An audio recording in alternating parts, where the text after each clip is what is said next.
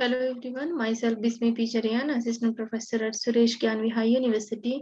Today I am going to discuss about the alkylating agents and the antimetabolites drug that is coming under the category of anti-neoplastic agent, or we can say anti-cancer drug. So we have seen in our previous class some of the alkylating agents, but the drugs are remaining in the alkylating agents, so that we will see in today's class. So learning objective of this topic is these lessons will help the students to understand the mechanism of action, uses, as well as the classification of antidioblastic agents. And these alkylating agents and the antimetabolites drugs, they are coming under the category of antineoplastic agents. So we will see the classification of antimetabolites drug and the examples of the antimetabolites drug, as well as some remaining alkylating agent also. Learning outcomes. After this lesson, student will be able to describe the SAR, that is structural activity relationship, means which group is responsible for the particular anti-cancer activity. And we will see the means the students will be able to describe the mechanism of action and uses of antineoplastic agents, the examples alkylating agents and the antimetabolites drugs. So in our previous class, I have discussed about the cell cycles. Okay, cell cycle phase. So there are 4 phases, means the G1 phase, S phase, G2 phase, and the M phase.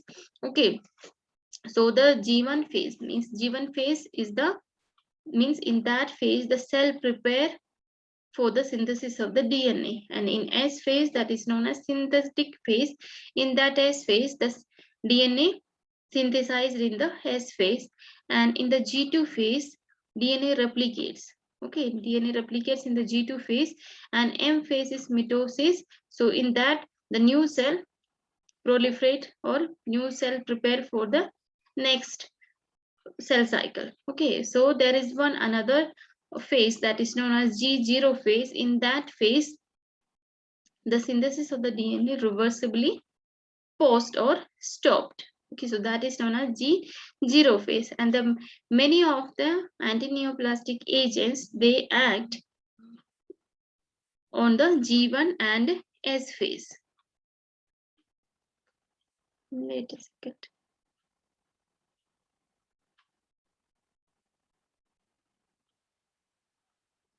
So we have discussed about the antineoplastic agent or the alkylating agent in our previous class. So in that classification I have written here also, the alkylating agents. Okay, alkylating agents are classified into nitrogen mustards. In that, the examples of the nitrogen mustards are the cyclophosphamide, chlorambucil, mecloridhamine, and melphalan. Okay, so we have seen this cyclophosphamide and mecloridhamine and the melphalan in our previous class. So in this alkylating agent, this chlorambucil is remaining, okay, in the category of nitrogen mustard. Okay, so we will see this chlorambucil today. Okay, so and as well as the alkylating agents are classified into 4 types. So first one is the nitrogen mustard, and the second is the alkyl sulfonate, third is the ethylenimine, okay, and fourth one is the methyl hydrazine.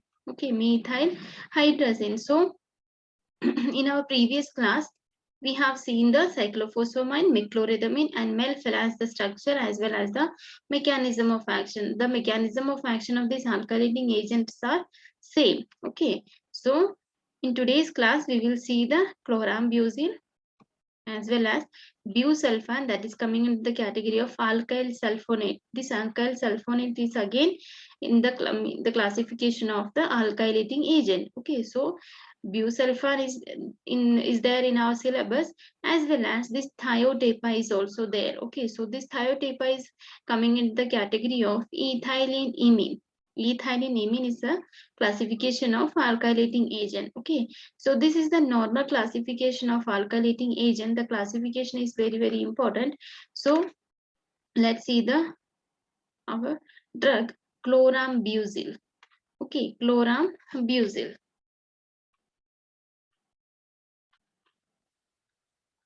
So this is the structure of the chlorambucil, and the normal structure of the alkylating agents is dichloroethylamine. So in all alkylating agent, okay, all the alkylating agents have this normal or the general structure, okay, means dichloroethylamine. Okay, dichloroethylamine is present in every alkylating agent. Okay, so the amine groups, okay, so substituents will come on this amine group. In every drug, the substituent will change from this amine group. So here, this is one benzene ring, okay, or phenyl butanoic acid. Okay, 4 carbon atom. 1, 2, 3, 4 carbon atom, that means butane, and OOH, that is acid. Okay, COOH is the carboxylic acid. So phenyl butanoic acid. Okay, so in the general structure of the alkylating agent, okay, that are replaced with phenyl butanoic acid.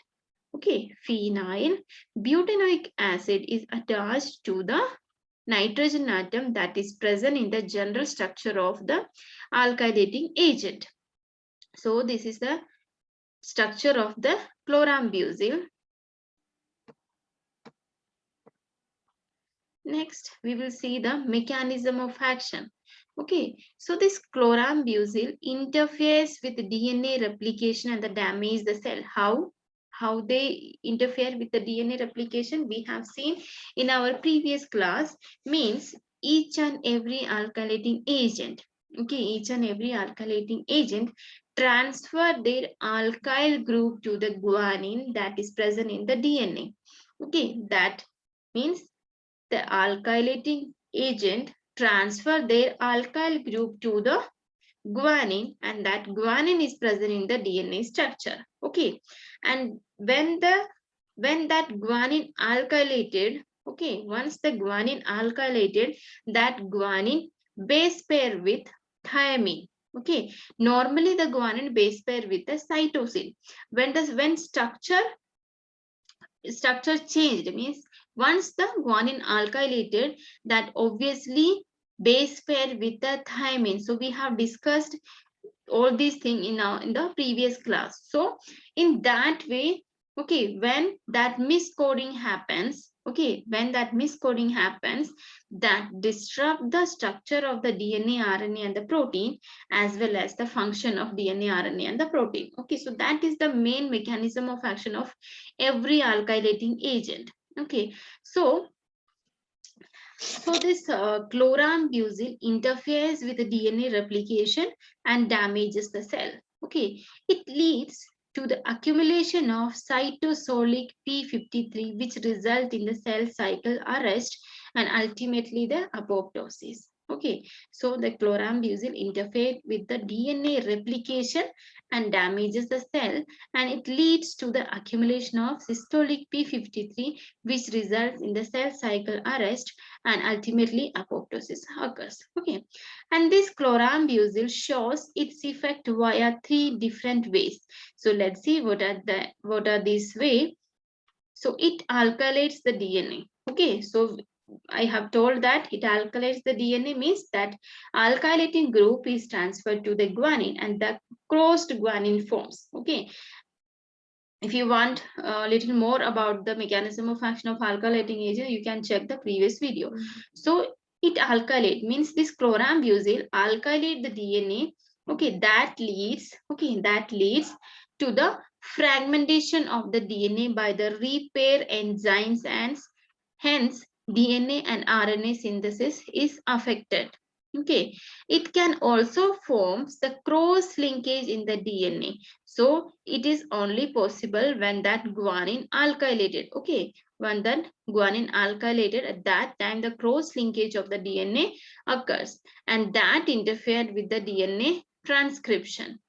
It will induce the mispairing of nucleotides, hence translation activity will be affected. Okay, so normal this chlorambucil transfer their alkyl group into the guanine, and the guanine at the N7 position of the guanine. Okay, N7, the guanine structure. Guanine, in the guanine structure, there is one pyrimidine ring and the benzimidazole ring. On that benzimidazole ring that have the nitrogen atom, that is the N7 position. And this alkylating group is transferred to that N7 position because they are electron, means these alkylating agents are electron deficient. Okay, and they obviously attract to the opposite side. So this alkylating agent attract to the N7 position of the guanine, and that guanine form the cross linkage of the guanine and the structure impaired. Okay, when the alkylating agent attaches to the guanine, that at that time structure will be impaired. Okay, due to that impairment in the structure of the guanine, that affect the synthesis of the DNA, RNA, and the protein also. Okay, and also affect the function of this RNA, DNA, and the protein. Okay, so let's see the structural activity relationship. Replacement of the sulfur atom by nitrogen will lower the toxicity. Okay, so in our chlorambucil, there is no sulfur atom. Okay, the replacement of the sulfur atom by nitrogen atom, that decreases the toxicity. 2-chloroethyl group is essential. So I have told that this group, okay, this 2-chloroethylamine group is necessary for the anti-cancer activity, and this structure is almost present in every alkylating agent. Okay, this is the necessary thing for showing the anti-cancer activity. So this is the main SAR of this alkylating agent, as well as this chloride group. Okay, this chloride group is also potentiate the anti-cancer activity. Okay, so and then next point is in the SAR, electron donating group. So this chloride or halogen group is the electron donating group. Electron donating substituent in the phenyl group that increases the activity. Okay, in the phenyl group, if there is any electron donating group, that increases the activity. If there is any electron withdrawing group, that decreases the activity. So the main SAR of this chlorambucil is this dichloroethylamine is necessary for the anti-cancer activity. Okay, each and every drug coming under the category of alkylating agent, that should have this dichloroethylamine. Okay, so in this is chlorambucil drug.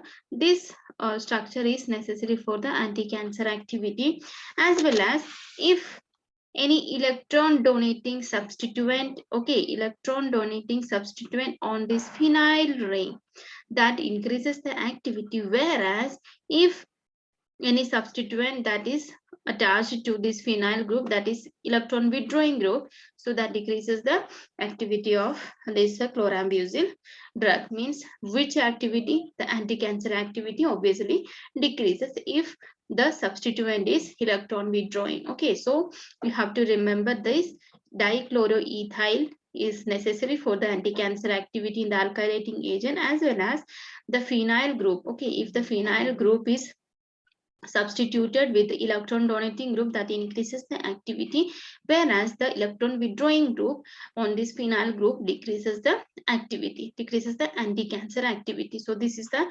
chlorambucil's structure and SAR and the mechanism of action. So I have discussed the mechanism of action. So this chlorambucil is an alkylating agent. So this alkylating agent, okay, so this structure, okay, this alkyl group is transferred to the guanine that is present in the DNA. Okay, and guanine have the structure of pyrimidine and benzimidazole in the N7. Okay, and the N7 of that guanine ring, this alkylating agent attached. Okay, attaches this alkylating agent at the N7 position of the guanine. Okay, so that is the make. And when this alkylating agent attaches to that particular guanine structure, so that guanine is alkylated, and alkylated guanine obviously base pair with thiamine, but normal guanine base pair with cytosine. whereas this adenine always base pair with thymine. Okay, adenine always base pair with thymine. Okay, and this guanine base pair with normal for the normal DNA synthesis, this guanine always base pair with the cytosine, and the thymine always base pair with the thymine. Okay, but once this guanine alkylated, that alkylated guanine always base pair with thymine. So that is the miscoding happens here. Due to that miscoding, the DNA synthesis is disturbed as well as the function of the RNA, DNA, and the protein disturbs. Okay, so that is the way this decreases the. So this chlorambucil decreases the synthesis of the DNA by incorporating the alkylating agent into the DNA structure. So we have seen the structure of this chlorambucil as well as the mechanism of action and the SAR of the chlorambucil. Let's see the uses of the chlorambucil. So this chlorambucil is used in the treatment of chronic lymphocytic leukemia. Okay, chronic lymphocytic leukemia as well as in the polycythemia vera. Okay, ovarian carcinoma, trophoblastic neoplasms as an immunosuppressive drugs for various autoimmune and the inflammatory conditions. Okay, so this chlorambucil mainly used in the treatment of the leukemia, lymphocytic leukemia, as well as the Hodgkin's disease. Okay, Hodgkin's disease and the lymphosarcoma. So I have discussed what is carcinoma and what is sarcoma in the previous class. So carcinoma is the cancer of skin and the tissue, whereas the sarcoma is the cancer of bone.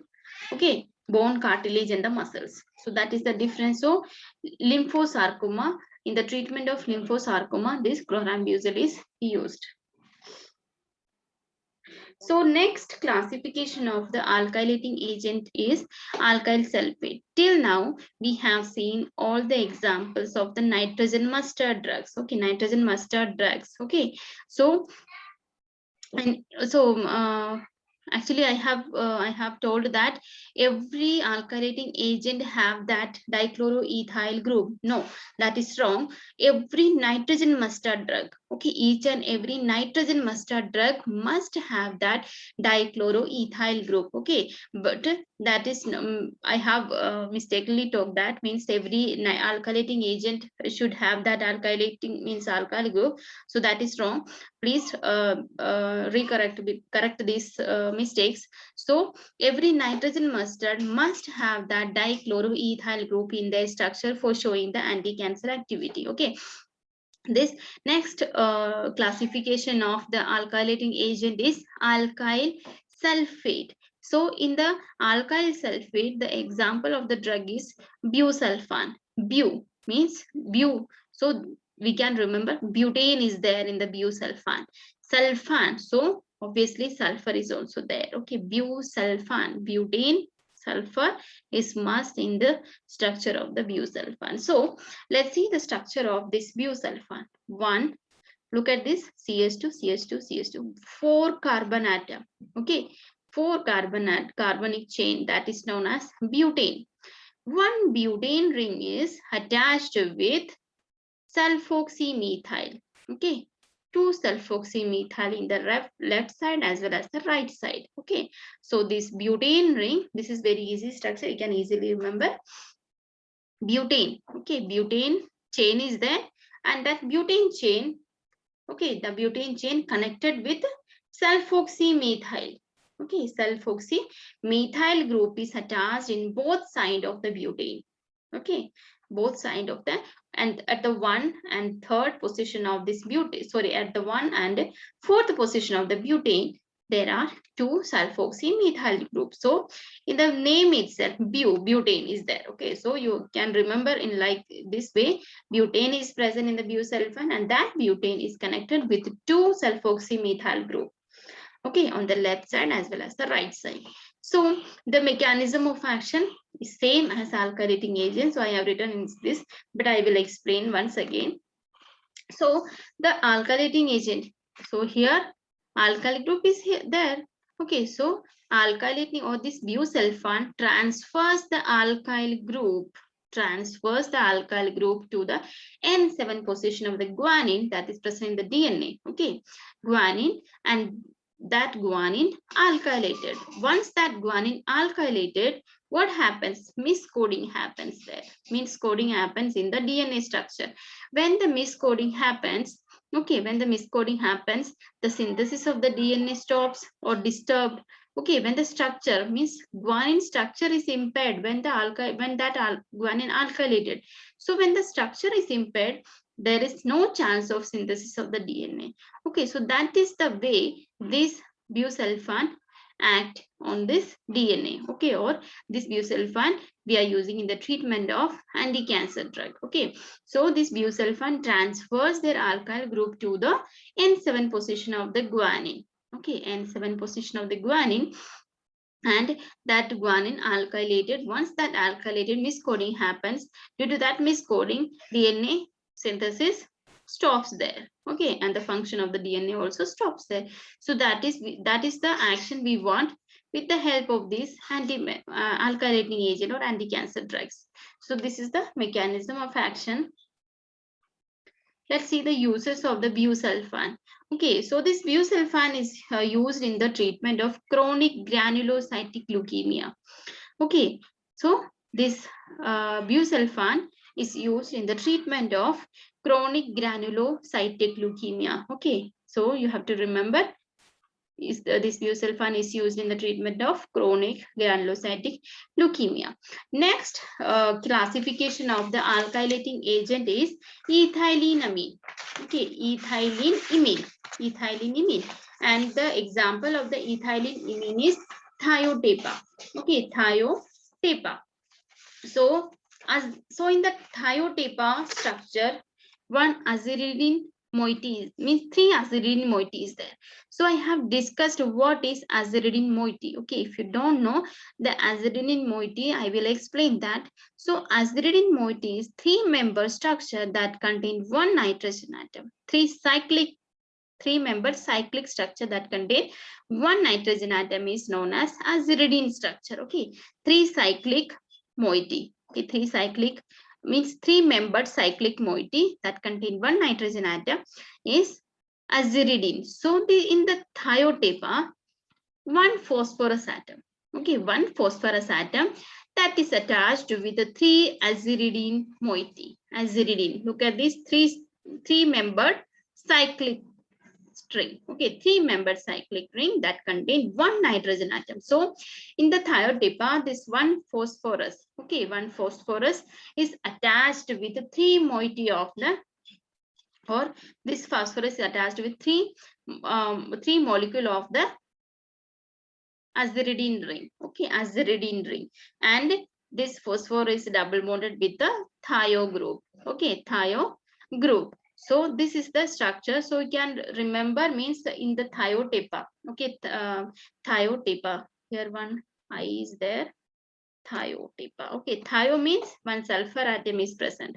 Tepa. So the name tepa we can't take anything to remember. So thio means there is in the thiotepa there is 1 phosphorus, 1 sulfur, and 3 moiety of the aziridine ring. So you have to learn the aziridine structure means 3-membered cyclic ring that contain 1 nitrogen atom, that is known as aziridine structure. So the phosphorus is connected with 3 aziridine structure and double bonded with the thio group, that is the sulfur group. So this is the structure of the thiotepa, and the mechanism of action is same or like the alkylating agent. That means this thiotepa, okay, this aziridine ring. Okay, I have discussed the mechanism of action of the alkylating agent. Okay, so this alkylating agent converts into the stable aziridinium ring inside our body or under the physiological condition. Okay, so we have discussed all these things in the previous class. So this is already the aziridine ring. So this is the stable thing. Okay, stable. So this when when the patients are administered with this thiotepa, so there is one aziridine ring. So this aziridine ring converts into the alkyl chain, and that alkyl chain is, that alkyl group is connected with the or attached with the N7 position of the guanine structure. Okay, so that is the way this thiotepa acts inside our body. Okay, so alkylating agent, they convert under the physiological condition, they convert into the aziridine, stable aziridine moiety. So in this thiotepa case, there is no need of that conversion. Okay, there is no need of that conversion. This aziridinium ring that directly opens inside the body and attached to the N7 position of the guanine structure. Okay, so look at this. After administration, thiotepa converts into the ethylene imine group, means that aziridinium ring converts into the ethylene amine group. This because ethylene imine, there is 2 carbon and 1 nitrogen atom, so ethylene imine group, and this ethylene imine attaches with the N7 position of the guanine base pair of the DNA. Okay, and this will induce the cross linkage between the DNA. Okay, so this may induce the cross linkage, means 2 guanine ring attached with 1 alkyl group. Okay, so that will make the cross linkage. Okay, cross linkage of the guanine, and this will further interferes with the process such as the DNA replication, the transcription. So when the cross linkage form inside the body, so that affect the replication of the DNA, and this will result in the inhibition of the cell growth and the apoptosis of the cell. Okay, this will result in the inhibition. This when the replication of the DNA doesn't happen, that inhibit the cell growth and apoptosis of the cell. So this is the mechanism of action of the thiotepa. So if you notice that every alkylating agent, means we have studied the chlorambucil, we have studied the busulfan, we have studied the thiotepa, melphalan, all the drugs have the same mechanism of action. Okay, so the mechanism of action, I have mentioned the main mechanism of action of alkylating agents, so that is beneficial for in medicinal chemistry as well as the pharmacology also. So you can learn that elaborated mechanism of action, so that is very beneficial, and that will increase your knowledge also. Okay, so please learn, try to learn that. So let's see the thiotepa's uses. So this thiotepa is used in the treatment of breast cancer, ovarian cancer, Hodgkin's lymphomas, non-Hodgkin's lymphomas, and the superficial tumors of the bladder. Okay, thiotepa is used in the treatment of the breast cancer, ovarian cancer, Hodgkin's lymphomas, non-Hodgkin's lymphomas, superficial tumors of the bladders. Okay, so this is all about the alkylating agents. Okay, so we have done with the alkylating agents. Okay, next is antimetabolites. Okay, alkylating agents is over in the antineoplastic agent. Okay, here we are going to learn the antimetabolites. So this antimetabolite is also in the, we are using in the treatment of antineoplastic or anti-cancer drug. So here we are studying the anti-cancer antimetabolites drug. Okay, so this antimetabolites also have main mechanism of action. Okay, let's see. Antimetabolites are the compound that prevent the biosynthesis of or use of normal cellular metabolites. So in our body, there are lots of normal metabolites are present. Okay, inside the body, there are lots of normal metabolites are present. So these antimetabolites, what is the function of this? What is the action or mechanism of action of these antimetabolites? Antimetabolites are, these antimetabolites prevent the biosynthesis or use of the metabolites. Okay, so we will see the mechanism of action of each and every drug. In that you can learn. Okay, you can see the how these antimetabolites prevent the synthesis of the normal metabolites. Okay, so you have to learn anti-metabolites. So anti-metabolites means the drug that prevent the normal or the prevent the synthesis of the normal metabolites. Okay, then anti-metabolites inert their action by acting as a false precursor enzyme or by acting as a competitive antagonist for an enzyme. Okay, so how this antimetabolite act inside the body? They act as a false precursor enzyme or they act as a competitive antagonist for an enzyme, and these enzymes are necessary for the metabolism. Okay, so these antimetabolites act as a false precursor enzyme as well as competitive antagonist for an enzyme. Okay, so here you have to learn these anti-metabolites and the normal metabolites almost have similar structure. For competing action of antagonist action of the antagonist action, or for acting as a false precursor enzyme. Okay, so these anti-metabolites and the metabolites have almost similar structure. Okay, next point is these drugs are usually structural analogues of the normal body. So that is the thing I have told. Okay, these drugs are usually structural analogues of the normal body metabolites. Okay, by incorporating one or two bioisometric group or other structural bioisosteric this is not so.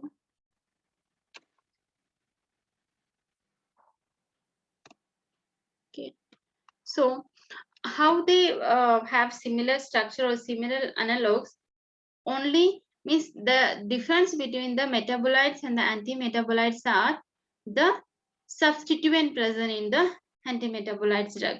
So only that is the difference between these anti-metabolites and the metabolites. So almost they have similar structure. Okay, means one or two bioisosteuric group is attached or incorporated and other structural changes of the metabolites. Okay, so means researchers what they did for developing these drugs, they have picked one metabolite. Okay, they have picked one metabolite and they made only changes in the substituent of that metabolite, or they incorporate some substituent into that metabolite, and that is known as anti-metabolites. Okay, that is now available in the market, that is anti-metabolites. Okay, so that is the thing they did. Okay, so these drugs, these anti-metabolites drugs are usually structural analogues of the normal body metabolites by incorporating one or two bioisosteuric group or other structural changes of the metabolite. Means this drug is developed by or developed in the basis of same metabolites. Okay, only changes are there, means one or two isosteric group is attached to the metabolite, and that is known as antimetabolites. And they compete with natural substrate for the active site on the an essential enzyme on the receptor. Okay, so these two and metabolites and the antimetabolites have similar structure, and they have the competition between. Okay, they have the competition for the enzyme as well as the for the receptor site, because they have similar structure. Okay, for binding to the enzyme or for binding to the receptor sites, they mean they should have similar structure. Okay, when they are similar structure, then only this binding to the receptor is possible. Okay, so these anti-metabolites and the metabolites drugs, they both have similar structure and they have the competition for enzymes and the receptors. Okay, and some anti-metabolites directly incorporated into the DNA. Okay, some antimetabolites are directly incorporated into the DNA and RNA, and they prevent the synthesis of the DNA. And this most of the drug, okay, this is important. The most of the drug act during the S phase of the cell cycle. So what is S phase? S phase is the synthetic phase or the synthesis phase. In that synthetic phase, DNA synthesis takes place. Okay, synthesis of the DNA happens in the S phase. So that is the phase where the anti-metabolite mostly effective. Okay, so what is the mechanism of action? Means the anti-metabolites drug and the metabolite. Metabolites are normal metabolites are present inside our body for metabolism and all the things. Okay, so anti-metabolites and the metabolites both have similar structure, and these anti-metabolites prevent the synthesis of the metabolites. Okay, and some anti-metabolites directly incorporated into the DNA structure. Okay, and these anti-metabolites and the metabolites, normal metabolites that is present inside our body, these anti-metabolites and the metabolites have the competition for enzyme as well as for receptor sites. Okay, so this is the mechanism of action of anti-metabolite. Okay, let's see the classification of these anti-metabolites. So these anti-metabolites are classified into three categories, that is pyrimidine analogous, purine analogous, and folic acid analogous. Okay, pyrimidine analogous, purine analogous, and the folic acid analogous. So these all classifications are very important. So alkylating agent also have their classification. The anti-metabolites also have their classification. So everybody try to learn. Okay, you should learn the classification of each and every category, because in your syllabus that is mentioned. You have to learn the classification of each and every drug. So this classification and the pharmacological classification is different. Okay, so in the medicinal chemistry we are classifying the drug according to their structure, whereas in the pharmacology subject the drugs are classified according to their action. Okay, so you have to remember that in the medicinal chemistry the classification of the drug is depend upon the structure of the drug. Okay, so in the pyrimidine analogous, each and every drug, so in the pyrimidine analog there is one and only drug, that is 5-fluorouracil. So this 5-fluorouracil have this pyrimidine structure. So that is why we have taken in the classification of this antimetabolites. And this is also cytarabine is also coming under the category of pyrimidine. Okay, so in the pyrimidine ring we have taken two examples here, or means you have in your syllabus to learn these two drugs. Okay, so I have taken these two drugs here. So the cytarabine and the 5-fluorouracil, both drug have the pyrimidine ring. Okay, pyrimidine ring in their structure. Okay, when we are talking about this purine analogous, so the example is mercaptopurine and the thioguanine. Okay, mercaptopurine and the thioguanine, both drug must have the purine ring, because this is coming under the category of purine analogous. Okay, so the researchers or the scientists, they have classified the drug according to their structure. So you have to remember that in the medicinal chemistry the classification is based on their structure, whereas in the pharmacology subject the mechanism, the classification is based on their action. Okay, so next means the classification of the antimetabolites. Next classification is the folic acid analogous. So the example is methotrexate.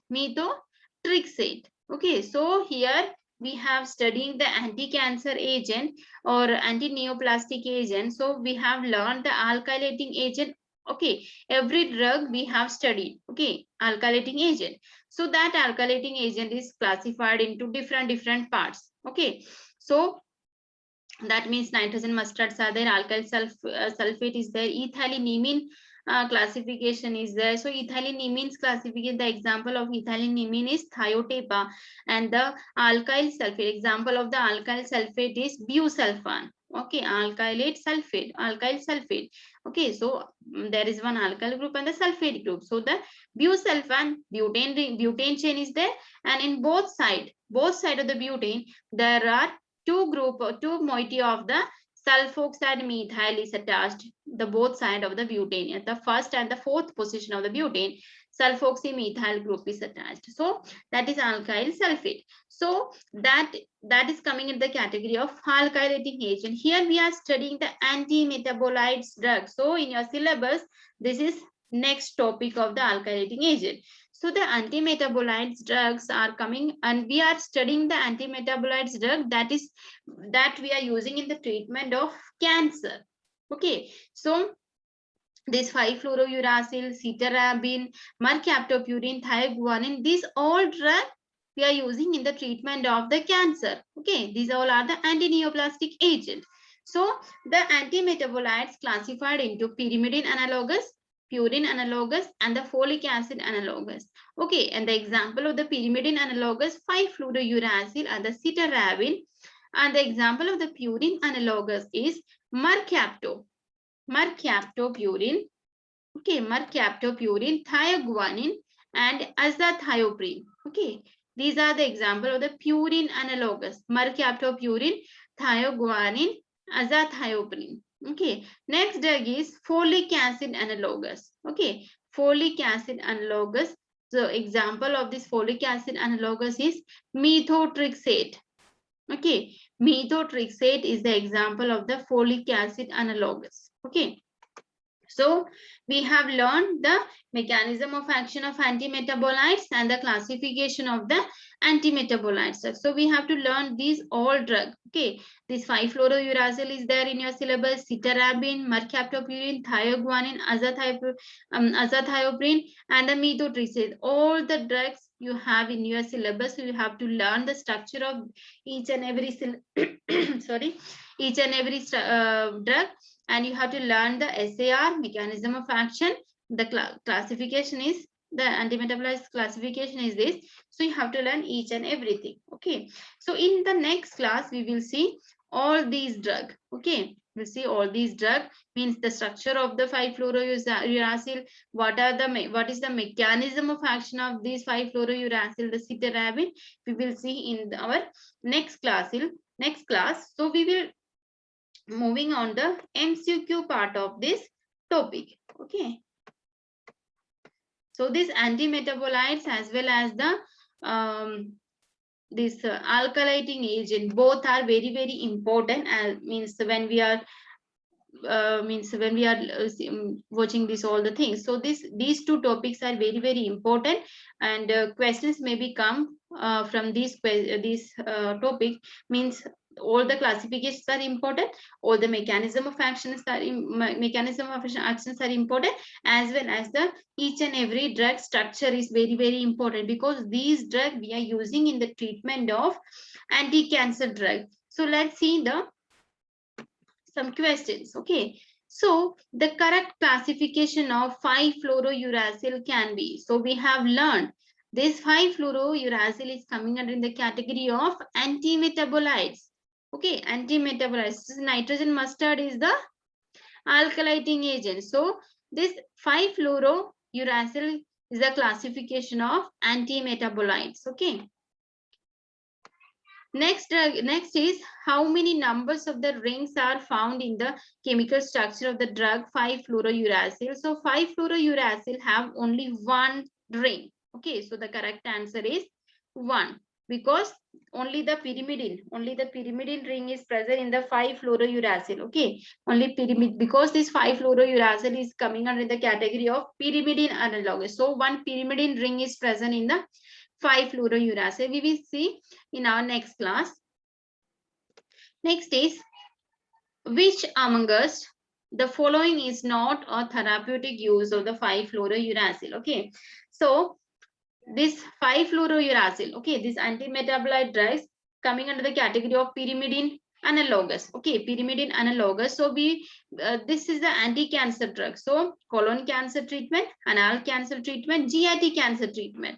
So these are correct. Okay, so but the question is this: which among us the following is not a therapeutic use of the 5-fluorouracil? So the correct answer is, this is not used in the treatment of rheumatoid arthritis.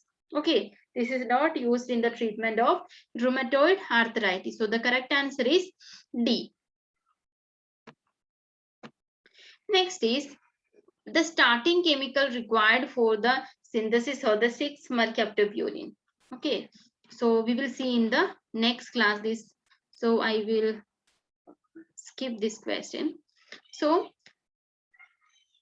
activity of 6-mercaptopurine can be increased through increase in alkyl chain length. Okay, if we increase the alkyl chain length, so the activity is increased. Okay, so anti-cancer activity is increased when this alkyl chain is increased in the 6-mercaptopurine. The 6-mercaptopurine is coming under the category of antimetabolites, purine analogous.